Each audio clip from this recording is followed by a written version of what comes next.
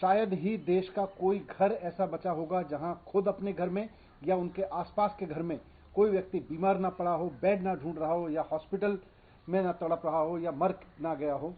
ऐसे में जब यह स्थिति थी तो हमारे देश की केंद्र सरकार देश में बनी हुई वैक्सीन्स को विदेश में भेजने में लगी थी, एक्सपोर्ट करने में लगी थी। जब इंडियन एक्सप्रेस की मैंने सुबह रिपोर्ट पढ़ी और उसके बाद मैं भी भारत सरकार की उस वेबसाइट पर गया तो मैंने देखा कि ये 93 देशों की लिस्ट है, जिनको भारत सरकार ने पिछले 3 महीने में वैक्सीन बेची है।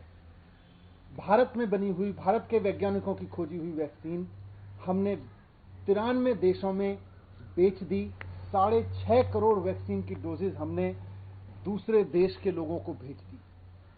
थोड़ी सी और रिसर्च की, इंडियन एक्सप्रेस ने भी आज उसको रिपोर्ट किया है, मैंने भी थोड़ी और रिसर्च की, तो यह समझ में आता है कि इन 93 देशों में से 60% देश तो ऐसे हैं जहां कोरोना की हालत बिल्कुल खराब नहीं है, जहां कोरोना ऑलमोस्ट कंट्रोल में है।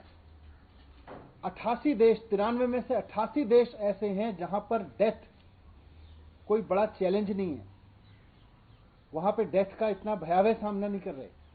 मार्च से लेके, जब से कोरोना की दूसरी वेव पूरे देश में आई है, मार्च से लेके और अब तक पूरे देश में, हमारे देश में 1 लाख मृत्यु हो चुकी है, 1 लाख लोग कोरोना का शिकार हो चुके हैं। और हम 6.5 करोड़ अपने देश की बनाई हुई वैक्सीन, जो इन लोगों को लग सकती थी, इनमें से कई लोगों की जान बच सकती थी, हम इस वैक्सीन को विदेशों में भेज रहे हैं। 93 देशों को हम एक्सपोर्ट कर रहे हैं।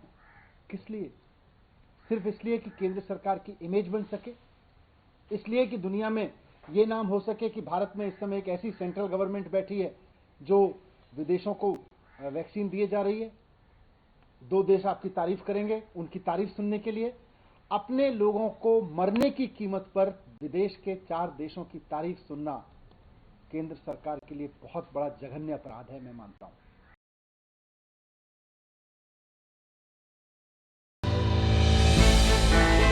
हमने की गलती फिर एक बार, कोरोना ने किया दोबारा प्रहार। मास्क, 2 गज दूरी, करें अपनी सुरक्षा पूरी। कोरोना टीका हम सबको लगाना है, मिलकर साथ समझदारी से कोरोना को हराना है।